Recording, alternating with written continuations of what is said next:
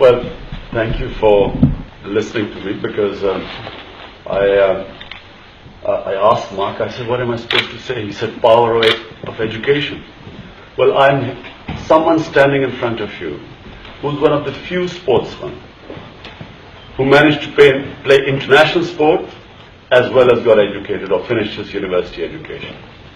And I can just say that the greatest blessing was to have quality education which helped me in my sport.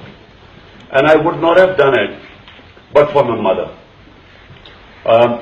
When I was 17, 18, I was being selected for my national team.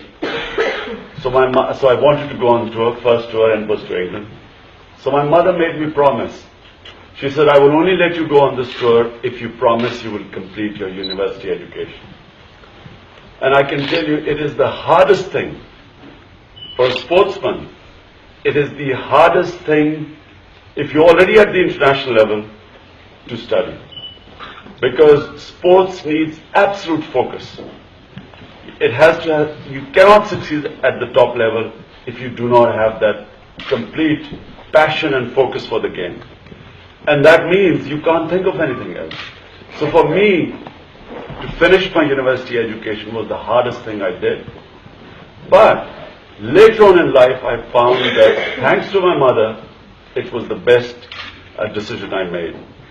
I had to use my willpower because I didn't want to study. All I wanted to do was to be on the cricket field. But because I studied, it gave me that advantage which other sportsmen did not have. And cricket, fortunately, is one of the few sports which needs more brains than other sports. So it gave me, I became better at analyzing my game, but even better when I became captain. Cricket is the only sport where the captain has to be a leader. Otherwise, in soccer and rugby and hockey, you don't even know who your captain is because coach is everything. In cricket, no coach can replace a captain. And captain, it helps if he's educated, if he has a good mind, or if his mind is trained, if he can analyze. So, to the parents sitting here, I can tell you that the best thing you can do to your children is to insist on them, force them to get university education. I certainly do it with my boys. I insist that they must get university education because it trains your mind. You have a much greater, for the extra 3 years or 4 years you spend, it changes the rest of your life. There are a lot of people who don't believe in university education. I'm not one of them. I think it really benefits you. It prepares you. It's a stepping stone for doing greater things later on. And just for the Muslims sitting here, I just want to give the example of our Prophet, peace be upon him. When the Muslims won their first battle, the tradition at that time was that the captives, you could ransom the captives. But our Prophet, he said any captive who could make 10 Muslims read or write could earn his freedom. And this was a revolutionary concept at the time. But the emphasis on education was laid, and as a result, for 700 years all top scientists were Muslim.